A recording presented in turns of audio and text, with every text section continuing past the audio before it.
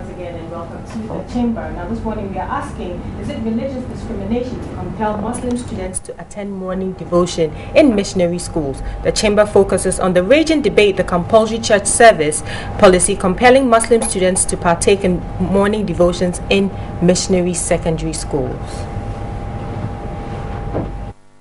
Intention of Muslim students joining their Christian counterparts for religious activities has landed at the Supreme Court.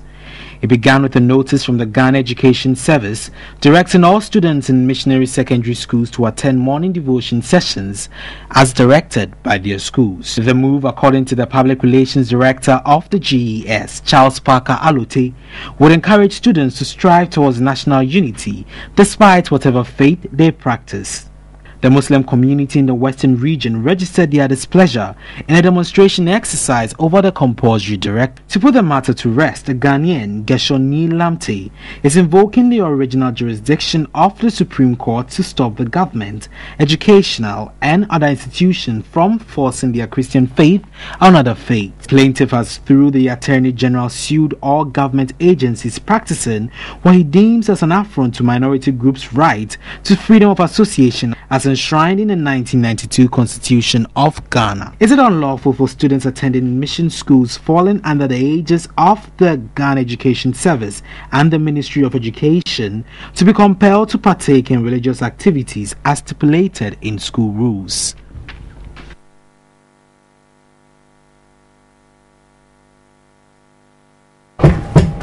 Right, Eric Delano Alifo is a lawyer at Help Law Ghana, and he joins me this morning to break it all down for us. Good morning. Good morning. It's good morning to your viewers. Good to see you again also. Right, so is it unlawful?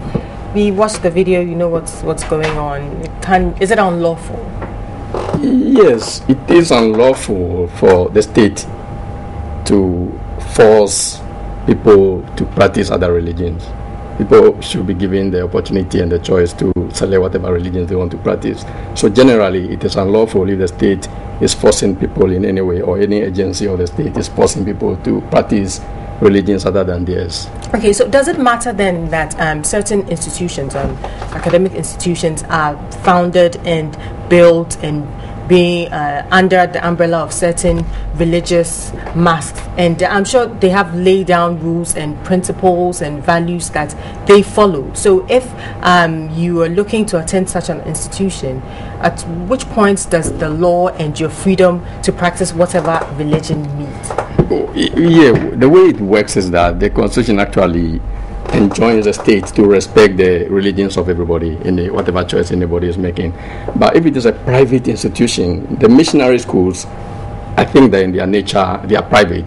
But as long as the state is supporting them in any way, if the state is putting any money there, if the government is putting any money there, then there's also state activity over there. Okay. But if it is a religious, a missionary school completely, and the state is not putting any money, they can decide it's a private property. Anybody can decide that is what I'm doing over here.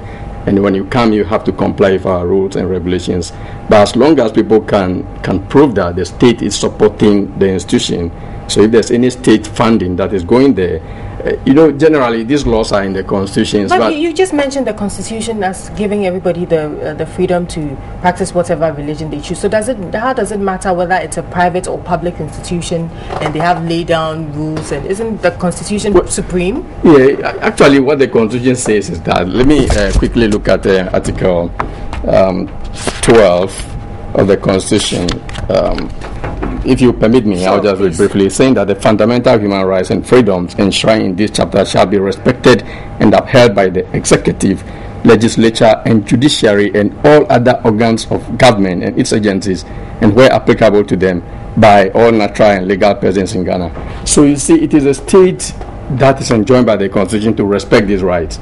Not private, the private people. Well, people, you can, when you offend anybody, the person can go to court. Citizens. Yeah, but you see, when you put up your property, if it's not a public property, if it's a private property, yes, do whatever you want exactly. But you have to allow people to come in there. If you don't want any particular person to come in, for instance, if you take the mosque, for instance, the Muslims will not allow Christians to come and pray in the mosque.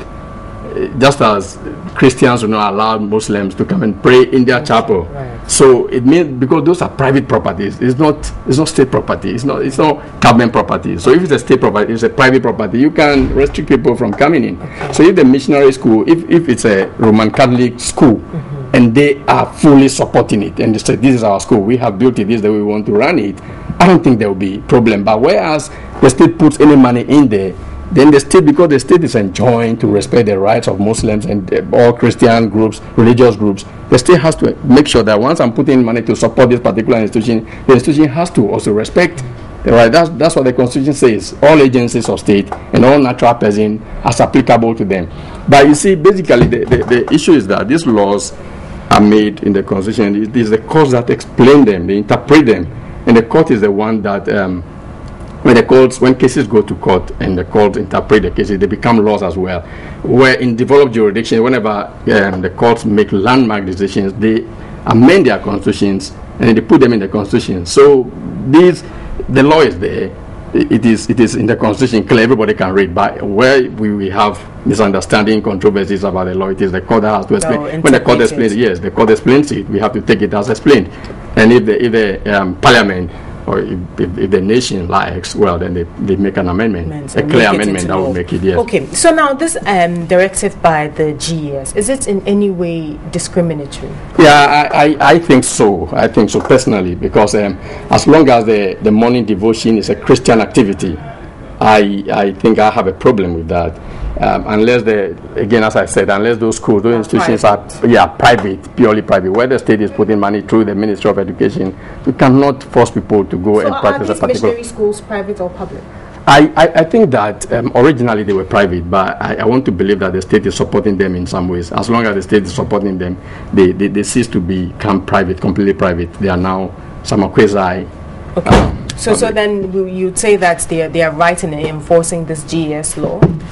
I think the GS law, I don't know if it's a law, it's a directive. I think the GS directive is problematic to me, and that is why it is good that somebody has gone to court to seek interpretation. Well, if they are directing that all institutions, all students in all institutions should go for morning devotion, it means that the morning devotion, as I understand, is a Christian activity. They go there and read the Bible. Be it public, private institution, whether you're Muslim or Christian. Yeah, forcing Muslims to. So if they can have some Muslim activity also as part of the morning devotion, then that is fine. I don't have any problem with that. But you cannot force Muslim students to go and practice Christian, because the morning devotion, you call it morning devotion, and it's a directive from the Ministry of Education. They all go and sit down and read the Bible. Regardless of whether it's a public or private.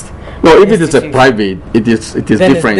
Yes, but if it is private also, then I don't think that the GES can give them directive.